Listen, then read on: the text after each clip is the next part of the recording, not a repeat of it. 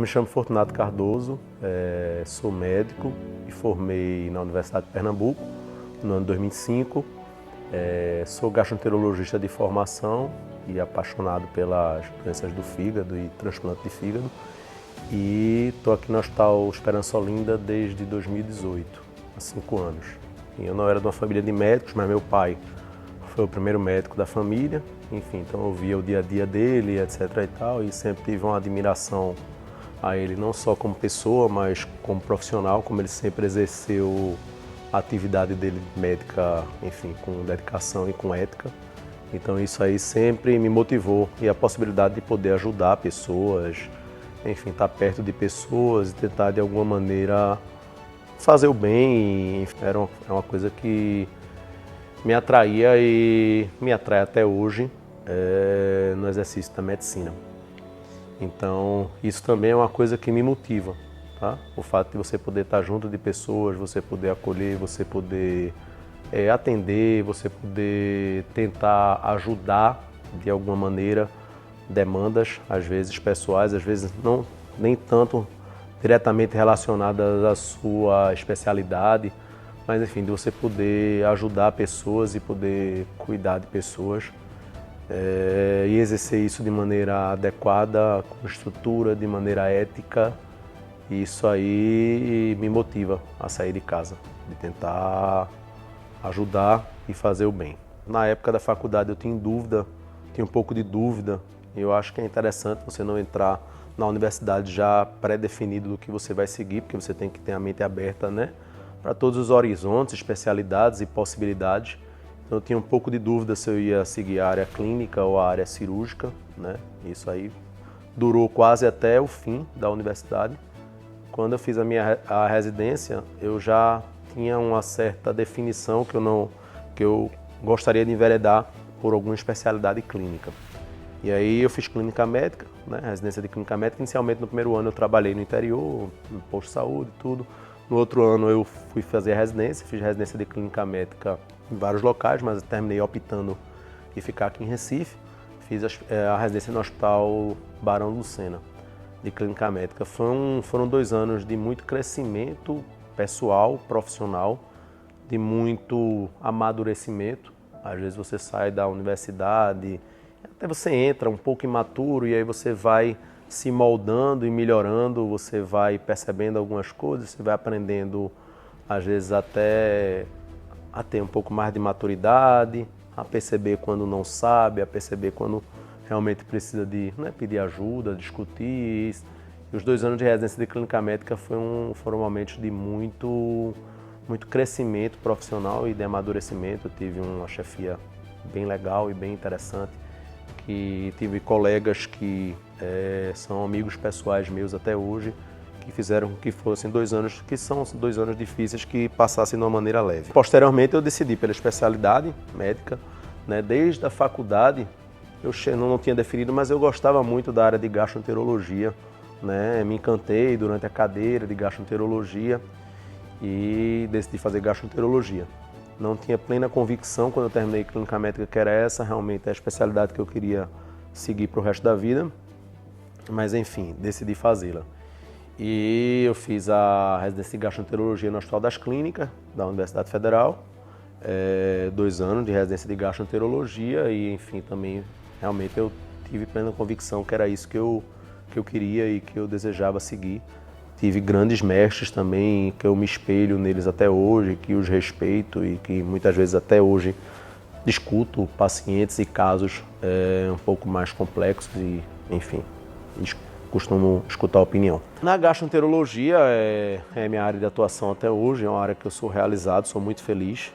Eu faço a gastroenterologia realmente clínica, eu me encantei realmente pelas doenças do fígado e comecei a trabalhar com isso em uma instituição pública e comecei a ter a vivência em transplante hepático. No Hospital das Clínicas era um ambiente que a gente não via tanto transplante, apesar de a gente ver muito pacientes com doença na área de hepatologia, de fígado e etc. Tem ambulatórios, internamento, então terminava que a gente aprendia e pegava alguma expertise, mas não tinha tanta vivência no transplante de fígado. E eu comecei a viver isso em uma outra instituição, um pouco que na prática sem ter sido tanto inserido nesse contexto. E aí é uma área que realmente me encanta e me encanta até hoje e que eu trabalho também com ela até hoje. E aí eu terminei sendo motivado a fazer como a gente chama, um fellow, né, uma especialização fora. Surgiu essa oportunidade e eu fiquei muito grato de fazer uma especialização fora do país.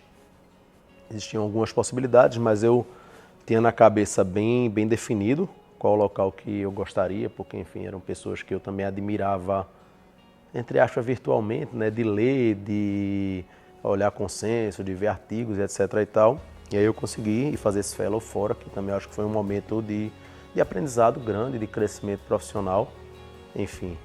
E eu fui fazer no hospital chamado Hospital Clinique, que é em Barcelona, na Espanha.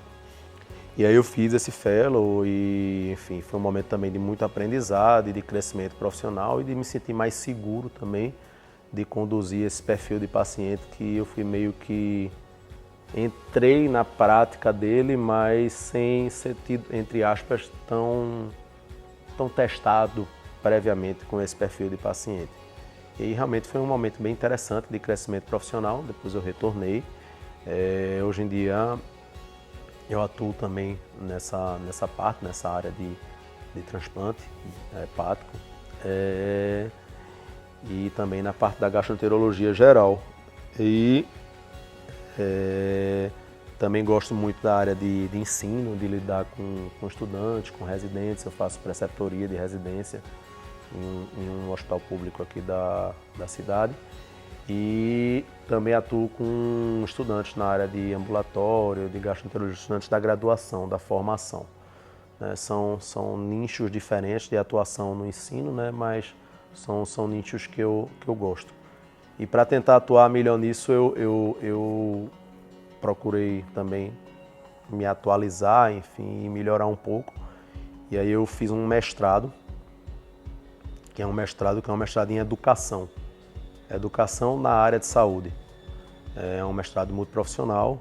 Foi um momento também de muito interessante e muito crescimento que você viu que que eu consegui, não que eu não percebesse antes, mas quando eu consegui aprimorar a percepção de quão importantes são todas as áreas da assistência à saúde, quão importante é essa interação, né?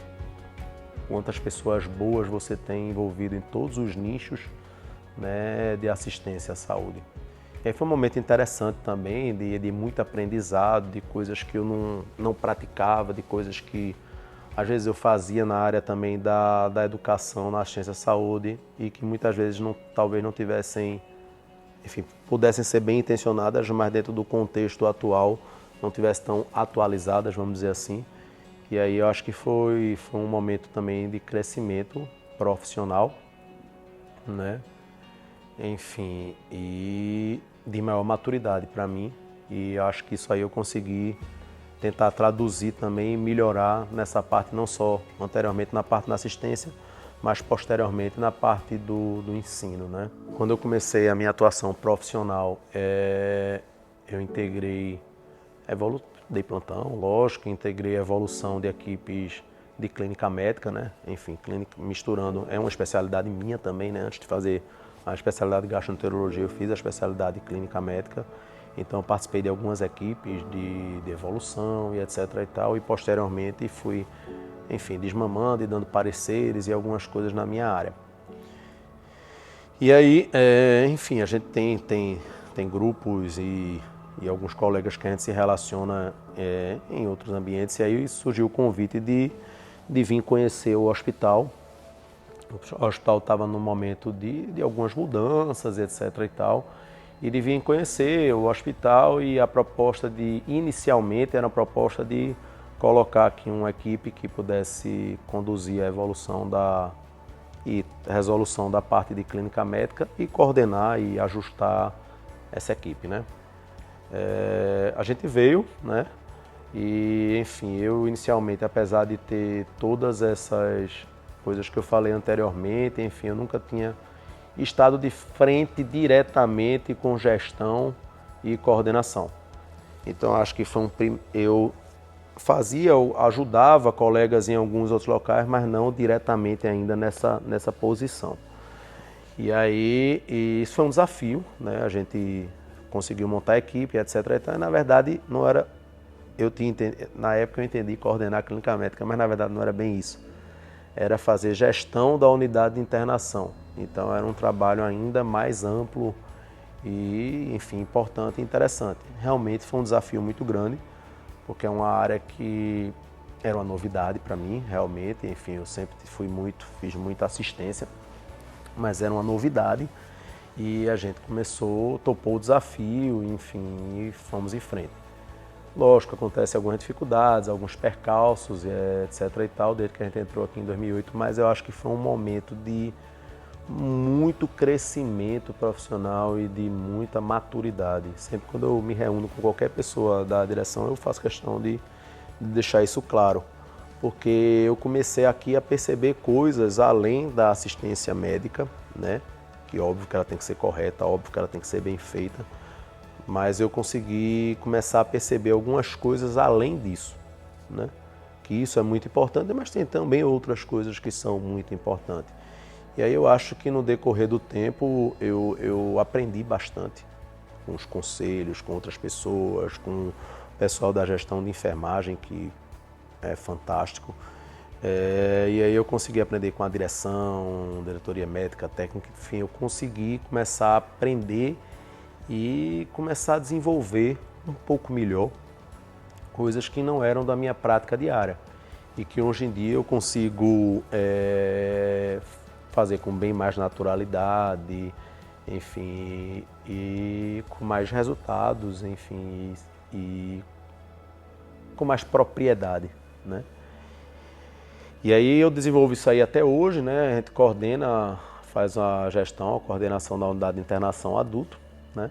E também coordena em concomitância a equipe de clínica e todas as equipes de especialidades clínicas que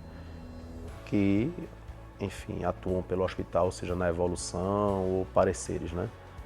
E para mim tem sido muito interessante, é uma coisa que realmente eu tenho gostado, é uma coisa que tem me acrescentado profissionalmente, eu acho que vai acrescentar realmente sempre vai acrescentar bastante na melhoria da minha vida profissional.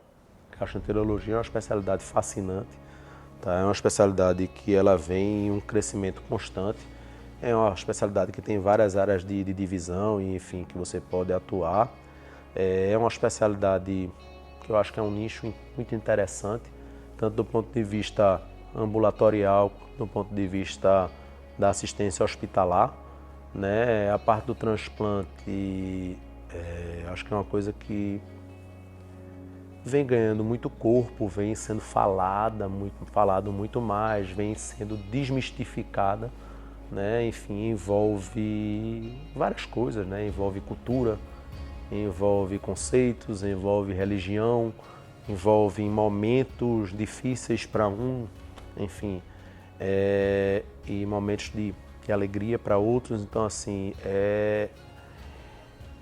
existem várias campanhas, inclusive, do governo, do Ministério da Saúde, enfim, federal, para a gente tentar crescer e estimular, não só nessa parte, mas como todas as outras áreas, né? De transplante como um todo, é você trazer o paciente de volta à vida, né?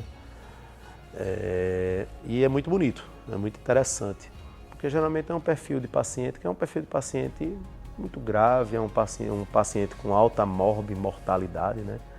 E às vezes quando você consegue fazer isso de uma maneira adequada e consegue trazer esse paciente de volta para a vida, para a sociedade, etc. e tal, é fascinante. Então acho que isso vem progredindo, vem melhorando, vem sendo falado, vem se ampliando, tá?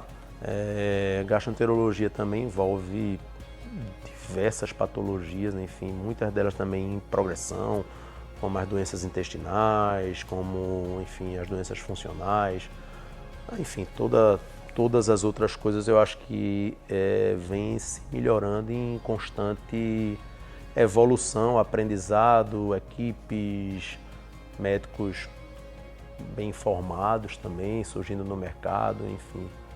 Eu acho que é uma especialidade que só cresce. Em relação de arsenal, o que a gente vê que é muito importante também, e que aí entra, né, puxar a sardinha para o meu lado, entra a parte clínica, é o pré, né, também. Qual paciente indicar, quando indicar, como indicar, prevenir surgimento de algumas patologias antes, fazer a profilaxia, a prevenção de determinadas patologias para o pós. Então, entre aspas, prever algumas coisas que podem acontecer, fazer os pareceres adequados, garantir a saúde de diversos outros órgãos por ser um ato cirúrgico muito grande, né? Então, é você tentar se cercar disso. E eu acho que a gente consegue isso na grande maioria das vezes em equipe. Né? Você tendo uma equipe alinhada, você tendo vários médicos, você tendo a parte clínica legal, você tendo uma enfermagem legal, você tendo uma psicologia, você consegue isso geralmente em equipe. Em termos de arsenal medicamentoso e arsenal terapêutico, vem se evoluindo bastante em tratamento de algumas coisas, em tratamento de alguns vírus no pré-transplante, como o vírus C, por exemplo, que hoje era uma doença de dificílimo tratamento e hoje em dia é uma patologia totalmente tratável. Como eu disse anteriormente, já nas prevenções adequadas, o arsenal de termos de diagnóstico, né, assim, se evoluiu muito em termos de tomografia, ressonância, cada vez ressonâncias mais detalhadas, que você consegue ver lesões neoplásicas com mais facilidade, que poderiam passar despercebida em outros momentos anteriores, não que isso fosse uma falha, mas que você não conseguia identificar e hoje em dia você consegue. Arsenal da parte endoscópica, né? Enfim, de procedimentos cada vez mais avançados e minimamente invasivos, evitando uma reoperação, quer que seja, e que tem se evoluído bastante, né? A parte de imagem, a parte endoscópica, de você conseguir, por imagem, quantificar ou dimensionar determinadas patologias e acompanhar isso por imagem, como nos exames mais modernos que a gente tem hoje em dia, a ressonância com elastografia, ultrassom e diversas outras coisas que realmente é uma evolução constante. Então, assim, muito dessas coisas que eu citei na minha época de residência, nenhuma delas eu tinha acesso e muitas delas ainda nem existiam e não eram nem utilizadas, né? Então, assim, cada vez você diminui, às vezes, e o que é bom, invasividade para alguns diagnósticos e algumas terapêuticas adequadas. Então, realmente, tem muita progressão e vai ter ainda mais na área. Eu interpreto como um hospital que faz uma interação multidisciplinar muito legal, tá? Muito legal. Nós temos equipes muito ajustadas.